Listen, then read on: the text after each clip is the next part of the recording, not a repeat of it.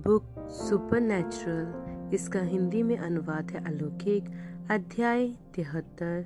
Germany और Switzerland में प्रचार करना 1955। डॉक्टर एडोल्फ गुगेनबुल ने ज्यूरिख स्विट्जरलैंड में हुई विलियम ब्रनम की विश्वास द्वारा चंगाई सभा श्रृंखलाओं को बहुत जबरदस्त माना। भीड़ की संख्या से वह प्रभावित हुए। उसी तरह जो उत्तेजना और खुदाई भययुक्त आदर जिसे उन्होंने उन सभी लोगों के चेहरों पर देखा था जिन्होंने अलौकिक हृदय परख को सुना और यीशु मसीह को बीमारों को चंगा करते हुए और दूसरे आश्चर्य कर्मों को प्रदर्शित करते हुए देखा था। जैसे ही ज्यूरिख की सभा श्रृंखला समाप्त हुई, डॉक्टर गुगेनबुल ने विलियम ब्रनम से कहा कि वे उन गर्मियों के दौरान एक निरंतरता को बनाए रखने के लिए तुरंत ही यूरोप में एक सभा श्रृंखला की व्यवस्था करते हैं। जब बिल लौटने को राजी हो गए, डॉक्टर गुगेनबुल ने 2 सप्ताहों की सभाओं का आयोजन अगस्त 1955 के मध्य में किया। पहला सप्ताह कार्लसरू जर्मनी में रखा और दूसरा सप्ताह लोजान स्विट्जरलैंड में। हालांकि जब स्विस रिफॉर्मर चर्च के अगुओं ने इन योजनाओं के बारे में पता चला तो इन सभाओं को होने से रोकने के लिए वे सब कुछ किया जो कर सकते थे। जब स्विट्जरलैंड में उनके सारे प्रयास बेकार हो गए तो उन्होंने जर्मनी की संसद में शिकायतों की झड़ी लगा दी और सरकार पर दबाव डाला कि विलियम ब्रनम का जर्मनी में प्रवेश निषेध कर दिया जाए। डॉक्टर गुगेनबुल भी अपनी शिकायत दायर करने वानन तक गाड़ी चलाकर गए। इससे कोई फायदा नहीं हुआ। स्विस रिफॉर्मर चर्च के प्रभाव के कारण द्वार बंद करके ताला लगा दिया गया था। डॉक्टर गुगेनबुल ने प्रार्थना की कि आगे क्या करना है और खुदा ने उन्हें दिखाया कि ताले को कैसे खोलना है। दूसरे विश्व युद्ध में जर्मनी की हार के बाद वह देश 4 खंडों में विभाजित हो गया था। प्रत्येक क्षेत्र जीतने वाली संगठित सेनाओं में से एक के द्वारा संचालित हो रहा था। अमेरिकी, अंग्रेज, फ्रांसीसी व रूसी। कार्लसरू शहर अमेरिका के कब्जे वाले हिस्से में था। डॉक्टर गुगेनबुल ने फैसला किया कि अपना मामला सीधा उस जिले के प्रभावी अमेरिकी कर्नल के पास ले जाएंगे। एक सेक्रेटरी डॉक्टर गुगेनबुल को कमांडर के ऑफिस के अंदर ले गई। कर्नल ने विनम्रता के साथ उनका अभिवादन किया और फिर अपनी मेज के पीछे जाकर बैठ गया ताकि उनकी सुन सके। डॉक्टर गुगेनबुल ने समझाया, मैं एक अमेरिकी सुसमाचार प्रचारक का प्रतिनिधित्व कर रहा हूँ जो विश्वास करता है कि खुदा चाहते हैं कि वे जर्मनी में इस महीने प्रचार करें, लेकिन रिफॉर्मर चर्च उनकी शिक्षाओं का विरोध कर रहे हैं। इसीलिए उन्होंने सरकार को यह विश्वास दिलाकर राजी कर लिया है कि उनका प्रवेश निषेध कर दें। मेरा तर्क यह है, यदि वह बिली ग्राहम को अंदर आकर प्रचार करने की अनुमति दे रहे हैं तो फिर इस दूसरे व्यक्ति को क्यों नहीं। कर्नल अपनी कुर्सी में पीछे को धंस गया और उसने पूछा, उनके पास इस आदमी के विरोध में क्या है? वह बीमारों के लिए प्रार्थना करता है और जीत प्राप्त करता है, भारी जीत, चमत्कारिक जीत। मुझे लगता है कि रिफॉर्मर चर्च अलौकिक खुदा के विचार से असहज है जिसे लोग काम करते हुए देख सकते हैं। बीमारों के लिए प्रार्थना करना, आपने कहा। यह प्रचारक कौन है? उनका नाम है विलियम ब्रनम। भाई ब्रनम? कर्नल झटके से अपनी कुर्सी में आगे की ओर आ गया। मेरी माँ वर्जीनिया में पहले हुई ब्रनम सभा में चंगी हुई थी। वह एक व्हील चेयर में से उठकर खड़ी हो गई थी। भाई ब्रनम से कहिए कि वे आ जाएं। मैं व्यक्तिगत रीति से इसे देखूंगा कि उन्हें प्रवेश मिल जाए। हालांकि रिफॉर्मर चर्च बिल को जर्मनी से बाहर नहीं रख सकता था, लेकिन उन्होंने उनको कार्लसरू में ब्लैक फॉरेस्ट ऑडिटोरियम को प्रयोग नहीं करने दिया, जबकि नगर काउंसिल ने पहले तो अपनी जुबानी अनुमति उस भवन को इस्तेमाल करने के लिए दे दी थी। शुक्र हो कि रिफॉर्मर चर्च का विरोध डॉक्टर गुगेनबुल को रोक न सका, जिन्होंने फौरन ही दूसरे विकल्पों को ढूंढ निकाला। जल्दी ही वे एक ऐसी योजना के साथ सामने आ गए जो काम कर जाए। उन्होंने एक खेलकूद के क्लब से उनकी सॉकर का मैदान किराए पर ले लिया। डरखाइम कस्बे ने एक विशालकाय तंबू प्रदान कर दिया जिसे उन्होंने मैदान के बीचों बीच लगा दिया। कार्लसरू की नगर काउंसिल ने शायद कुछ अपराध बोध के वशीभूत इस तंबू में कुर्सियां भरवा दी। यह एक बहुत ही बड़ा काम था, लेकिन जब यह पूरा हो गया तो इस अस्थायी कैथीड्रल के अंदर 8,000 लोगों को चाहे धूप हो या बारिश शरण मिल सकती थी। अब यह आंधी को झेल सकता था या नहीं, यह अभी सवाल ही था। गुरुवार 11 अगस्त 1955 को बिल और Billy Paul Branham, Fred Bosworth और Miner Arganbright New York city से उड़ान भरकर कार्लस रूज जर्मनी पहुंच गए। उन्होंने अपने विश्वास द्वारा चंगाई की सभा श्रृंखला शुक्रवार रात से शुरू की। कई हजारों लोगों से वह तंबू वाला कैथेड्रल भर गया, जबकि कई हजार खुले हुए कपड़े के दरवाजों से अंदर झांकते हुए बाहर खड़े थे। 77 बसें और सैकड़ों कारें पार्किंग वाले मैदान में इंतजार कर रही थी। अगले 2 दिनों ने जर्मनी की आंखें अलौकिक के लिए खोल दी थी। रविवार दोपहर को बिल ने प्रत्येक पुरुष, स्त्री और बच्चे को अनंतता प्राप्त करने का प्रस्ताव रखा, जो यीशु मसीह के बलिदान किए हुए लहू को अपने अपने पापों के प्रायश्चित हेतु ग्रहण करे। हजारों लोगों ने इस आमंत्रण को स्वीकारा। उस रात यीशु ने फिर से यह साबित किया कि वह जीवित है, पहले अपने सिद्ध हृदय परख के द्वारा और दूसरा अपने सामर्थ्य आश्चर्य कर्मों के द्वारा। उस रात को सभा के बाद जर्मन सेना पुलिस की एक टुकड़ी को बिल और बिली पॉल को उनकी कार तक पहुंचाना पड़ा। साम्यवादी आतंकवादियों ने अमेरिकी सुसमाचार प्रचारक की हत्या करने की धमकी दी थी, इसीलिए सरकार ने उनकी रक्षा करने के लिए इस खास दस्ते को नियुक्त किया था। जब बिल काली सीडान के पास पहुंचे, जो उन्हें सभाओं में ले जाने के लिए लगाई गई थी, एक और कार सड़क से मुड़ी और पार्किंग वाले हिस्से की ओर झुकती हुई सीधी प्रचारक और उनके बेटे की ओर तेजी से आने लगी। बिल पिछली सीट में कूद गए, लेकिन बिली पॉल अभी भी उस पागल के रास्ते में ही रह गया। ठीक समय पर बिल ने अपने बेटे को खींचकर खतरे वाली जगह से हटा लिया। अगली सुबह अध्यात्मवादी पथ के अगुवे ने अमेरिकी सुसमाचार प्रचारक से मुलाकात करने की मांग की। डॉक्टर गुगेनबुल ने उस आदमी को साक्षात्कार करने के लिए इनकार कर दिया। ठोकर खाए पंथ के अगुवे ने गुगेनबुल से कहा, आज मैं और मेरे अनुयायी ब्रैनम सभा के ऊपर एक जादू टोना करेंगे। हम जादू से इतना बड़ा तूफान लाएंगे कि तुम्हारे इस पूरे तंबू को ही उखाड़ फेंकेगा। हम उसे अपनी ताकत दिखाएंगे। जब डॉक्टर गुगेनबुल ने बिल को इस धमकी के बारे में बताया, बिल को लेश मात्र भी चिंता न हुई, यह जानते हुए कि यीशु मसीह की सामर्थ दुश्मन के किसी भी जादू टोने पर काबिज हो सकती है। उस रात को फ्रेड बोसवर्थ ने यीशु के नाम में विश्वास और चंगाई के बारे में उसके बाद आने वाले प्रार्थना पंक्ति के लिए एक नींव रखते हुए प्रचार किया। पूरे दिन भर कोमल हवाएं सूरज को कभी छिपाती तो कभी प्रकट करते हुए कपासी मेघपुंजों को आसमान में इधर उधर उड़ाती रही। बिल के सीढ़ियों से चढ़कर ऊपर मंच पर आने और सुनने वालों का अभिवादन करने के कुछ ही समय पश्चात हवा तेज हो गई।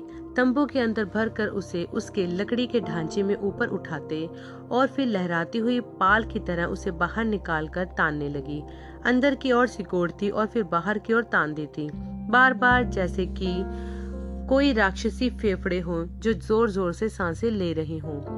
दूर से आती गर्जने भीड़ को और बुरे मौसम के आ रहे होने की चेतावनी दे रही थी।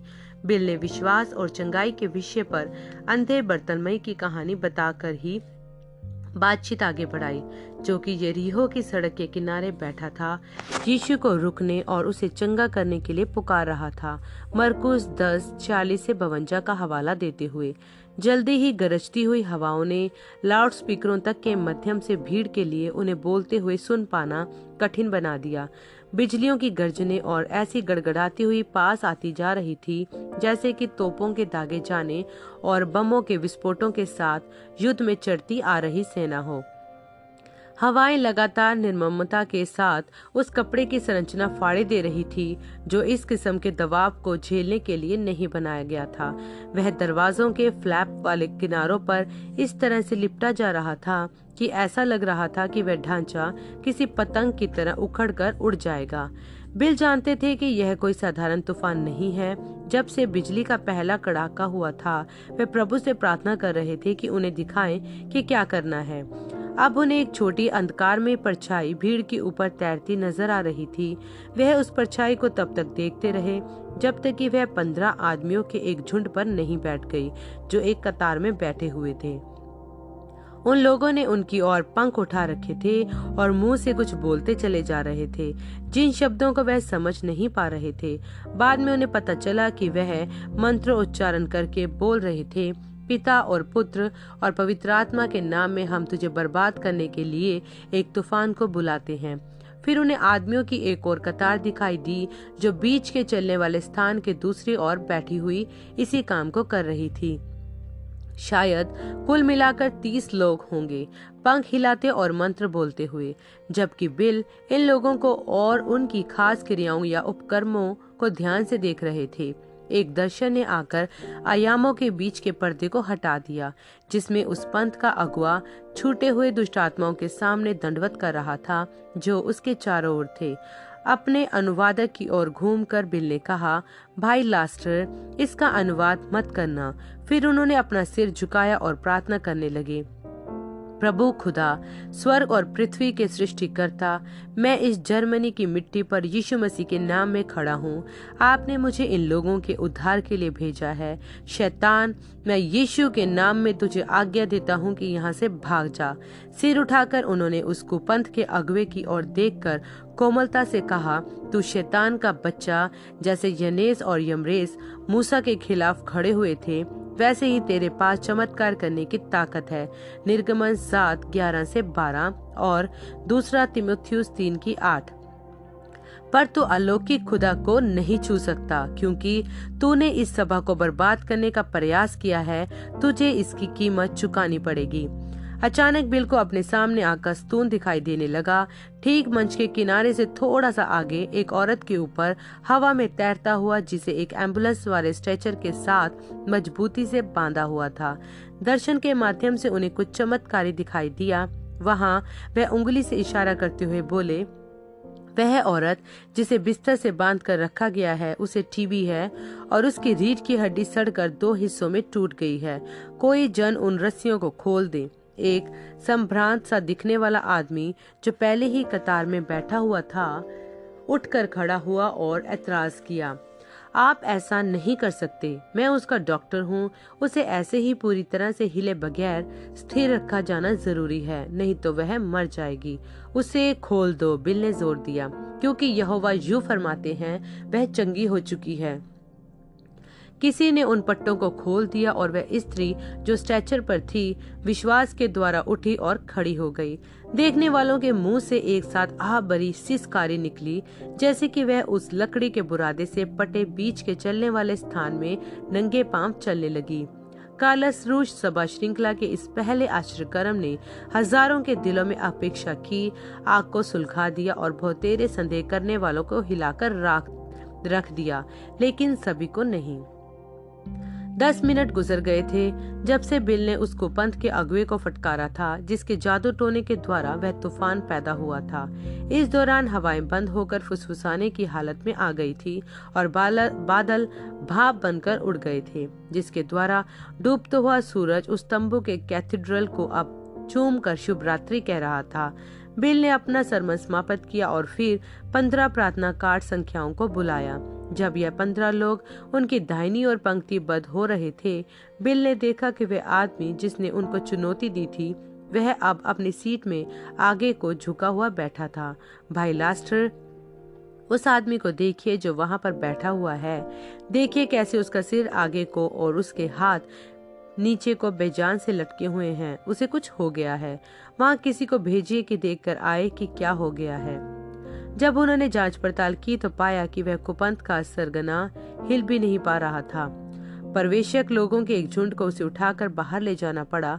बिल को कभी पता नहीं चला कि उसका क्या हुआ था, जबकि मंच पर मौजूद प्रत्येक व्यक्ति इस ड्रामे को समाप्त होते हुए देख रहा था। एक परवेशक एक अंधी लड़की को सीढ़ियों से चढ़ाकर ऊपर मंच पर लेकर आया और उसे वहां अकेले खड़ा करके चला गया। यह एक गलती थी। बेचैनीवश वह लड़की अमेरिकी प्रचारक तक पहुंचने के लिए आगे को इधर उधर भटकती हुई सी बढ़ने लगी। बिल ने उसे ठीक तभी देखा जब वह मंच के किनारे के पार कदम बढ़ाने ही जा रही थी। जल्दी से उन्होंने उसे पकड़ा और वापस खींच लिया। जर्मन भाषा में वह बोली, मुझे उन व्यक्ति से मिलना है जो मेरे लिए प्रार्थना करने जा रहे हैं। श्रीमान लास्टर ने कहा, वही तुम्हारा हाथ पकड़े हुए हैं। उस लड़की ने बिल को इतने प्यार के साथ गले लगाया कि उनका दिल करुणा से पिघल गया। वे अपनी फूलों वाले प्रिंट के वस्त्रों में इतनी मासूम लग रही थी। उसने बीच की मांग निकालकर बालों की 2 लंबी चोटियां बनाई हुई थी। वह लगभग 8 साल की थी, उसी उम्र की जितना बड़ी उनकी बेटी बैकी थी। अचानक ही एक दर्शन ने उस लड़की को एक नवजात शिशु में बदल दिया।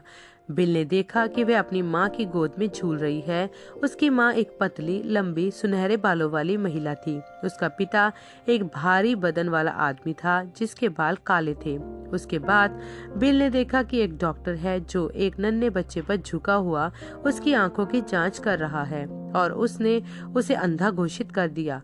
जब दर्शन गया, बिल ने अपने श्रोताओं को वह बताया जो उन्होंने देखा था। साथ ही साथ वह उनके चेहरों में भी उस लड़की के माता पिता को ढूंढने लगे कि उन्होंने देखा कि लड़की की माँ कुछ कतार पीछे ही बैठी हुई है।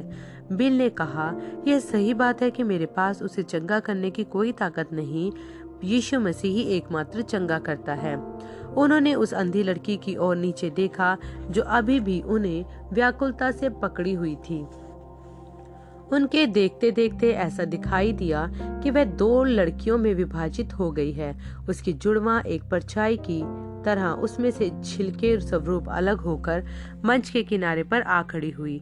हवा में से रस्सी कूदने लगी और विभिन्न चीजों की ओर इशारा करने लगी। अब बिल समझ गए कि क्या होने जा रहा है। उन्होंने प्रार्थना की, स्वर्गीय पिता, मैं अपनी बेटी बैकी को अपने पीछे घर पर मेरे लिए रोते हुए छोड़कर आया हूँ ताकि यहाँ आकर इस बच्ची के लिए प्रार्थना कर सकूं। कृपया इसे यीशु के नाम में चंगा कर दीजिए। कोमलता के साथ उन्होंने उसके चेहरे को अपने कंधे से ऊपर उठाया। वह उनके आर पार देख रही थी, छत की तरफ देख रही हो जैसे। फिर उसने जर्मन में कुछ बोला।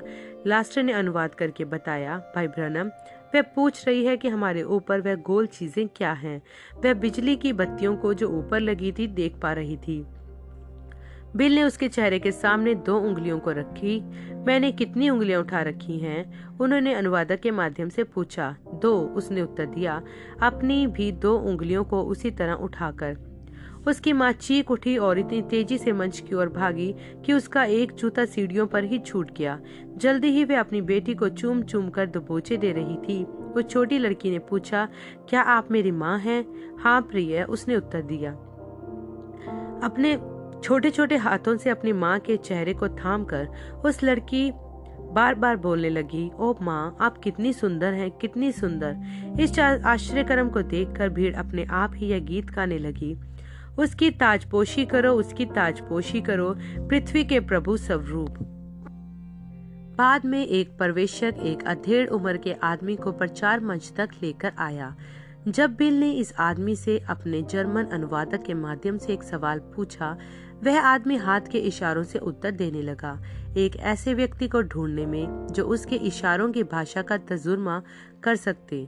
कुछ मिनटों का समय लग गया, लेकिन बिल को देखकर समझ में आ गया कि यह आदमी पैदाइशी बहरा और गूंगा है। उसकी चंगाई के लिए प्रार्थना करने के बाद बिल जान गए कि कभी जो बहरा गूंगा था अब सुन और बोल सकता है, क्योंकि उस आदमी ने पहले कभी एक शब्द भी तो सुना था न बोला था। एक भाषा हो चाहे कोई दूसरी कोई, वह उसकी चंगाई की जांच करने के लिए समान रूप से ही अच्छी थी। बिल ने अपने जर्मन अनुवादक से फुसफुसाकर कहा कि वह चिन्हों की भाषा के अनुवाद से कहे कि वह इस आदमी से चिन्ह की भाषा के माध्यम से वही दोहरा कर बताए जो वह बिल को बोलते हुए सुनता है। फिर बिल ने बोला, माँ माँ। उस आदमी ने मुंह से माँ माँ समान ही उच्चारण किया। बिल ने कहा, मैं यीशु से प्यार करता हूँ। उस आदमी ने कुछ उच्चारित करने का प्रयास किया जो कुछ ऐसा सुनाई पड़ा जैसे मैं यीशु से वाव करता हूँ। बिल ने बोला, प्रभु की तारीफ होवे। कुछ और साफ रीति से उस आदमी ने बोला, प्रभु की तारीफ होवे। हालांकि कड़कते हुए बादल बाहर से गायब हो गए थे, उस कपड़े की इमारत के अंदर की हवा यीशु मसीह की तारीफ से गड़गड़ा गई थी। उस रात को खुदा ने एक तूफान को शांत कर देने से कहीं बढ़कर किया था। उन्होंने आलोचकों की आवाज को भी शांत कर दिया था। जर्मनी में 10 दिन रहने के पश्चात ब्रनम मंडली कार्लस रूस से 200 मील दक्षिण में यात्रा करके लोजान स्विट्जरलैंड पहुंची, एक शहर जो कि फ्रांस की पूर्वी सीमा के करीब जिनेवा झील के उत्तरी किनारे पर था। हजारों फ्रांसीसी भाषा बोलने वाले उस आदमी को सुनने के लिए एक अति विशाल अखाड़े में आ भरे थे, जो कहता था कि खुदा का दूत उसके पास आकर खड़ा होता है जब वे बीमारों के लिए प्रार्थना करता है। उस सप्ताह के अंत तक वहां के स्टेट चर्च तक के कुछ पादरी लगभग पूरी तरह से मान गए थे कि वह सत्य था। शनिवार 27 अगस्त 1955 की सुबह विभिन्न डिनोमिनेशनों से लगभग 40 प्रचारक सेवादार लोजान के एक शानदार होटल के दावत वाले हॉल में मेहमान सुसमाचार प्रचारक के साथ सुबह का नाश्ता ग्रहण करने के लिए आ इकट्ठे हुए। बिल मुख्य मेज पर गुनेन बुल, बॉसवर्थ, अर्कनब्राइट और एक और आदमी के साथ बैठे, जो ऐसा बर्ताव कर रहा था जैसे कि स्विस सेवादारों के लिए प्रवक्ता हो और अनुवाद करने वाला हो। सुबह के भोजन के बाद उस प्रवक्ता ने कहा, हम जानते हैं कि आपकी सभाओं में कुछ अलौकिक तो घटित हो रहा है, लेकिन हम सुनिश्चित नहीं हैं कि यह क्या है।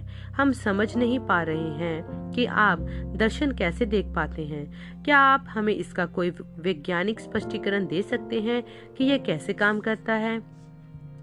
मैं इसे समझा नहीं सकता क्योंकि यह खुदा है और आप खुदा को समझा नहीं सकते हैं। आपको तो उस पर विश्वास करना होता है। मैं आपको दर्शनों पर पवित्र शास्त्र से बहुतेरे हवाले दे सकता हूँ, लेकिन आप तो उनमें से बहुतेरों को पहले से ही जानते हैं। जहाँ तक वैज्ञानिक स्पष्टीकरण का सवाल है, सो वह तो मेरे पास नहीं है।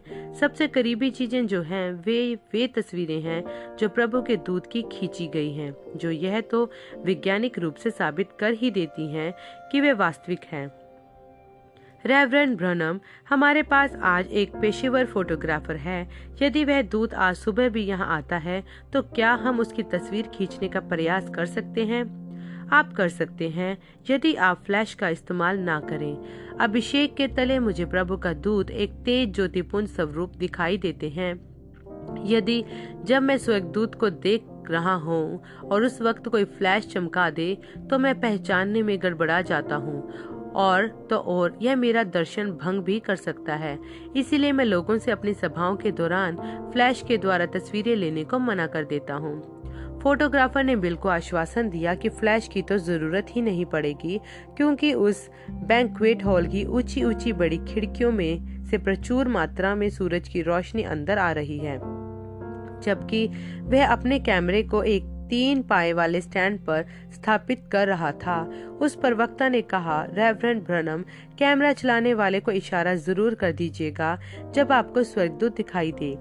मैं आपको तब बता दूंगा जब वह आएगा। धन्यवाद। हम में से कुछ आपके संदेश को अपनी अपनी कलीसियाओं में ले जाने के लिए सोच रहे हैं, यदि हम बस एक बार यह साबित कर दें कि यह जादू टोना नहीं है। जादू टोना? बिल को झटका लग गया। भाइयों, क्या वाकई में जादू टोना? यह तो बेहुदगी है। यह संपूर्णता से असंभव है कि किसी दुष्ट आत्मा का कोई भी संबंध दिव्य चंगाई से हो। वचन का प्रत्येक हिस्सा इसके विरोध में है। यीशु ने स्वयं ये कहा था, यदि शैतान ही शैतान को निकाले तो क्या उसका राज्य बट नहीं गया और वह अब ठहर नहीं सकता। मरकुस 3:22-30 देखा। वह ऐसा कर ही नहीं सकता है। चंगाई केवल यीशु मसीह के पास से आती है। खैर, आपका हृदय परख वाला हिस्सा है जो हमें परेशान कर रहा है। हम में से कुछ अगुवे कह रहे हैं कि यह किसी प्रकार की चाल या आंखों का धोखा है। वह यह सोच रहे हैं कि आप दिन के समय शहर में लोगों के पास जाकर बातचीत कर लेते हैं, फिर आप उन्हें एक प्रार्थना कार्ड दे देते हैं और उस रात को उन्हीं लोगों को बुलाते हैं। सो आप पहले ही उन लोगों को जानते हैं, तो आप उन लोगों से बाद में पूछ लेना, वे आपको बता देंगे। मैंने तो उन्हें अपने जीवन में पहले कभी भी देखा नहीं है। हो सकता है कि आप उनके मनों को पढ़ लेते हो। मैं उनके मनों को कैसे पढ़ सकता हूँ? मैं तो उनकी भाषा तक नहीं बोल पाता हूँ। जब मैं दर्शनों को बोलकर बता रहा होता हूँ, तब कभी कभी तो मुझे उनके नामों का वर्ण विन्यास बोलना पड़ जाता है, अक्षर व अक्षर, क्योंकि मैं उन्हें उच्चारित तक नहीं कर पाता हूँ। हो सकता है कि आप मानसिक दूर संवेदन का इस्तेमाल कर रहे हैं ताकि वह पढ़ सके जो उन्होंने अपने प्रार्थना कार्डों पर लिखा होता है। क्या मानसिक दूर संवेदन अंधे की आंखों को खोल सकता है? भाइयों, समझदारी की बात करें। वह कौन है जो बीमार को चंगा कर सकता है और भविष्य को बता सकता है? क्या आप एक सर्वज्ञाता सर्वसामर्थ्य खुदा में विश्वास भी करते हैं? ओ, हम खुदा में विश्वास करते हैं, लेकिन यह उससे बहुत फर्क है जो हमें सिखाया गया है। बिल उनके मूर्खतापूर्ण विचारों से तंग आ गए। उन्होंने कहा, भाइयों, आपकी समस्या यह है कि आप लोग आत्मिक रूप से अंधे हैं और यह शारीरिक रीति से अंधा होने से कहीं ज्यादा बुरी हालत है। आपके सिर में जो आंखें हैं वह उसे देख रही हैं जिन्हें देखने के लिए नबी और महान जन देखने के लिए ललायत थे, और फिर भी आप इसका विश्वास नहीं करते। यशायाह ने आप लोगों के बारे में बिल्कुल सही बोला था कि तुम्हारे पास आंखें तो हैं पर तुम देख नहीं सकते, कान तो हैं पर सुन नहीं सकते। मत्ती 13:11-17, यशायाह 6:9-10। उन्होंने यह चुभने वाले शब्द एक नरम स्वर में बोले थे, जिसके कारण वह एक कोमलता से दी गई चेतावनी मालूम पड़ती थी, और लगता है कि जैसे अच्छे मन के ही साथ सुनने वालों के द्वारा ग्रहण की गई थी। कुछ और समय तक सवाल चले। अंततः बिल ने प्रत्येक से खड़े होकर उनके साथ प्रार्थना में शामिल होने को कहा। अचानक से उन्हें प्रभु के दूत की उपस्थिति महसूस होने लगी। 1 मिनट सज्जनों, वह जिसके बारे में मैं बोल रहा हूँ अब यहाँ है। इस इशारे पर उस फोटोग्राफर ने कई सारी तस्वीरें तेजी से एक के बाद एक खींच डाली। ठीक उसी समय एक दर्शन ने प्रचारक के लिए प्रकाशन की खिड़की खोल दी। बिल ने कहा, वह सलेटी बालों वाले सज्जन जो मेरे सामने मेज के दूसरी ओर खड़े हैं एक इटली वासी हैं। श्रीमान, आप 32,000 साम्यवादियों के अगुए हुआ करते थे। आपका पालन पोषण एक कैथोलिक परिवार में हुआ, लेकिन बड़े होकर बाद में आपने एक बाइबल को उठाया और वह हिस्सा पढ़ा जहां पर लिखा है कि यीशु मसीह खुदा के पुत्र आपको पापों से बचाने के लिए मरे, और आपने इसे ग्रहण कर लिया। अब आप ऊपर पहाड़ों में एक अनाथालय और एक स्कूल चलाते हैं, जिस कारण से आपने अपने सुबह के इस भोजन को छुआ भी नहीं है। वह यह है कि आपके पेट के अंदर एक रसोली है, जिसके कारण कई बार आपको कुछ भी नहीं खा पाते हैं। उस इटलीवासी व्यक्ति ने इसकी पुष्टि की और बोला गया एक एक शब्द सही था। बिल ने कहा, यहोवा यूं फरमाते हैं, आगे बढ़ो और अपना भोजन खाओ, तुम्हारे पेट चंगा हो चुका है।